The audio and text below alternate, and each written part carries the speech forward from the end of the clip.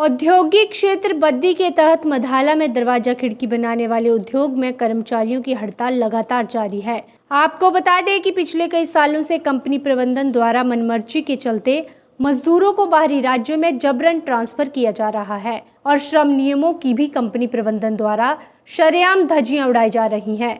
उसी को लेकर पिछले कई दिनों से कंपनी के 200 से ज्यादा मजदूर हड़ताल पर गए हैं और लगातार कंपनी प्रबंधन के खिलाफ प्रदर्शन कर रहे हैं। वहीं 200 के करीब मजदूरों ने एकत्रित होकर सीटू के बैनर तले श्रम विभाग बद्दी के कार्यालय के बाहर धरना प्रदर्शन किया। इस बारे में सीटू के जिला उपाध्यक्ष ओमदत्त ने बताया कि 2022 से यूनियन के पंजीकरण को लेकर श्रम विभाग के पास आवेदन किया गया था, लेकिन 3 साल के बाद अब जाकर यूनियन का पंजीकरण हो पाया है। यहाँ पे जीएमपी के अंदर जो मजदूर काम कर रहे हैं, उन्होंने 2022 में अपनी यूनियन की रजिस्ट्रेशन के लिए अप्लाई किया लेबर डिपार्टमेंट में, लेकिन पिछले 3 सालों से लगातार लेबर डिपार्टमेंट जो है वो मैनेजमेंट के साथ मिली भगत करके जो है उस रजिस्ट्रेशन को रोकता रहा है। लेकिन आज मैं यहाँ पे तमाम वर्करों को ये मुबारकबाद देना चाहता हूँ कि वर्करों की एकता और यूनिटी की बदौलत जो है वो आज उस लेबर डिपार्टमेंट को जो है वो यूनियन की रजिस्ट्रेशन करनी पड़ी है। मैं एक चीज और कहना चाहूंगा कि अभी कंपनी ने जिस तरह से गैर कानूनी तरीके से यहाँ पे 200 के लगभग मजदूरों को ट्रांसफर कर दिया महाराष्ट्र में, आसाम में, पंजाब में, ये टोटल गैर कानूनी है, क्योंकि मैनेजमेंट ने जो हिमाचल प्रदेश के श्रम कानून है उनकी टोटल उल्लंघना की है। बिना मजदूरों की सहमति से कोई ट्रांसफर जो है वो मैनेजमेंट नहीं कर सकती है। 2022 में और 2024 में मैनेजमेंट ने इसी दफ्तर के में लेबर ऑफिसर के सामने 2 अलग अलग समझौते किए हैं, जिसमें ये मानना है कि हम किसी भी मजदूर की ट्रांसफर नहीं कर सकते हैं, लेकिन उसके बावजूद भी मैनेजमेंट ने जो है वो ट्रांसफर की है, जो सरासर गैर कानूनी है।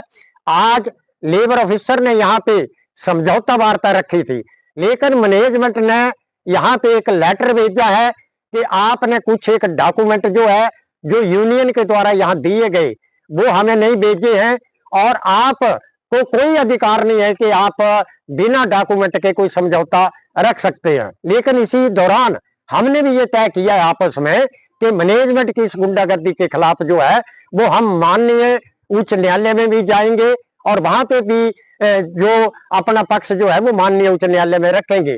और ये जो लड़ाई है ये कानूनी तौर पे तो हम लड़ेंगे, चाहे वो श्रम विभाग है, चाहे वो दूसरे उच्च अधिकारी हैं, लेकिन उसके साथ साथ हम गेट पे भी ये लड़ाई लड़ेंगे। वो चाहे 6 महीने की लड़ाई है, चाहे 1 साल की लड़ाई है, CITU इस लड़ाई को पूरी ईमानदारी के साथ जो है वो मजदूरों के साथ इकट्ठा होकर के लड़ेगा।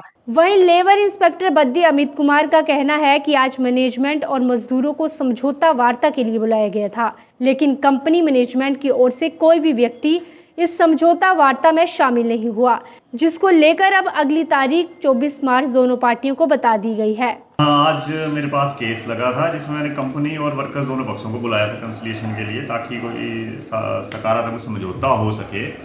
लेकिन जो मैनेजमेंट साइड है वो अब्सेंट रही आज की हियरिंग में। कुछ उन्होंने एक लेटर भेजा था, उसमें कुछ हवाले दिए हैं जिसका हम जवाब उनको दे देंगे। तो अगली डेट जो है वो मैंने 24 मार्च 2025 निश्चित की हुई है और इस बारे कंपनी को एक रजिस्टर पोस्ट के माध्यम से अवगत करवा दिया जाएगा और हम चाहेंगे कि वो कंपनी इस समझौता वार्ता में पार्टिसिपेट करे, वो इस सार्थक जो है इसका हल निकल सके। Thank you. वहीं कंपनी मजदूरों का कहना है कि जब तक उनकी मांगे नहीं मानी जाती हैं तब तक उनका धरना प्रदर्शन लगातार जारी रहेगा और अगर कंपनी प्रबंधन ने उनकी मांगों की ओर गंभीरता से ध्यान नहीं दिया तो वे उच्च न्यायालय का दरवाजा खटखटाने से भी गुरेज नहीं करेंगे। पिछले 3 मार्च तक हम कंपनी में नौकरी कर रहे थे। जब 4 तारीख को हम सुबह कंपनी आए तो हमारा गेट बंद कर दिया, किसी ने कुछ नहीं बात नहीं की ना बताया। उसके बाद शाम को हमारे को व्हाट्सएप पे लेटर आने लगे ट्रांसफर के, जो कि बिल्कुल गैर कानूनी है, क्योंकि पिछले साल 2024 में हमारा समझौता हुआ था जिसके तहत मैनेजमेंट और वर्कर और जो श्रम अधिकारी है तीन ने बैठ के समझौता किया था कि किसी भी वर्कर की ट्रांसफर नहीं की जाएगी, लेकिन उन्होंने फिर भी ट्रांसफर कर दी और गेट बंद कर दिया। 200 वर्कर अभी फिलहाल बाहर बैठे हैं और कोई सुनवाई नहीं हो रही है। बद्दी से ENTV के लिए लवली ठाकुर की रिपोर्ट।